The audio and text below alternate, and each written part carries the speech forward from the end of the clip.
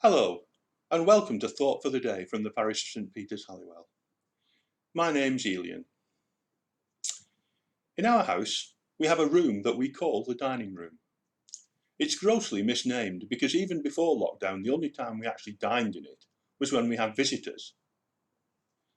Now, under the current constraints, when we can't have visitors, it's never used for dining. Those of you who know me well will not be surprised to hear that it's frequently become an electronics workshop with lots of equipment under test, or possibly an ancillary office when I start to become overwhelmed with paperwork.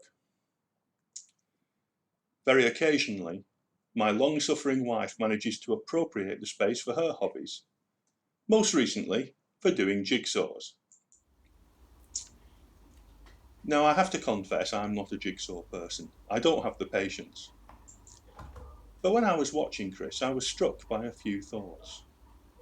The first was that every piece of the jigsaw is different and unique.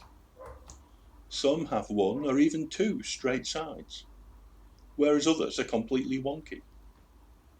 But each piece is an integral part of the whole and is needed to form the complete picture. It struck me that the jigsaw could be viewed as a metaphor for Christians. Each of us is unique, and perhaps some of us are a bit wonky, but we are unified in our faith in Jesus.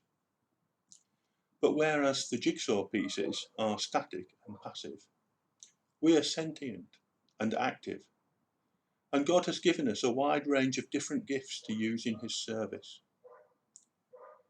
Of course, the Bible uses a different metaphor, describing us as different parts of the body.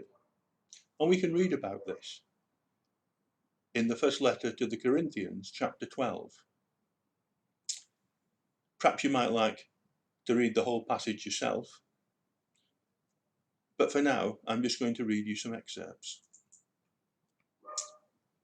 Just as a body, though one, has many parts, but all its many parts form one body, so it is with Christ.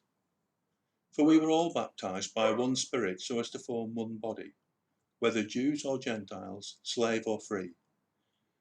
And we were all given the one Spirit to drink. Even so, the body is not made up of one part, but of many. Now if the foot should say, because I'm not a hand, I don't belong to the body, it would not for that reason stop being part of the body. And if the ear should say, because I am not an eye, I don't belong to the body, it would not for that reason stop being part of the body. If the whole body were an eye, where would the sense of hearing be? If the whole body were an ear, where would the sense of smell be? But in fact, God has placed the parts in the body, every one of them, just as He wanted them to be. The eye cannot say to the hand, I don't need you. And the head cannot say to the feet, I don't need you. On the contrary, those parts of the body that seem to be weaker are indispensable, and the parts that we think are less honourable we treat with special honour.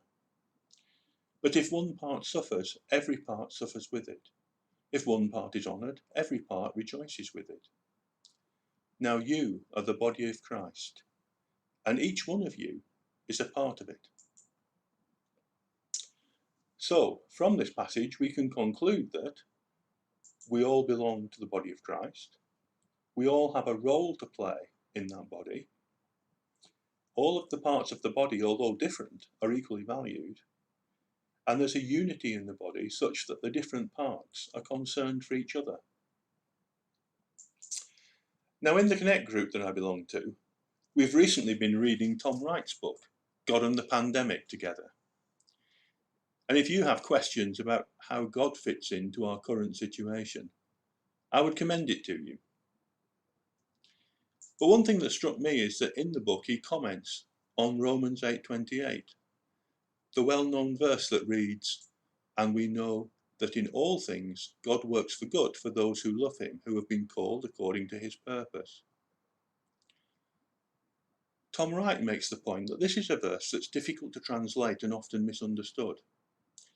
And after a detailed analysis of the Greek, concludes that a better rendering might be, God works for good through those who love Him. In other words, We aren't just passive spectators observing the problems in our world, but we are called by God to work alongside him to do something about them. Contemplating this led me to another thought, this time from 2 Corinthians chapter 8, talking about the Macedonian churches. In the midst of a very severe trial, their overflowing joy and their extreme poverty welled up in rich generosity. That's from 2 Corinthians 8, verse 2. So, where are we? Are we a jigsaw piece that's fallen on the floor and become separated from the rest of the jigsaw? Are we waiting on the sidelines for somebody else to find a place for us? Or are we a part of the emerging picture of God's providence, showing love and generosity, even in a time of severe trial? I'll leave you to reflect on that.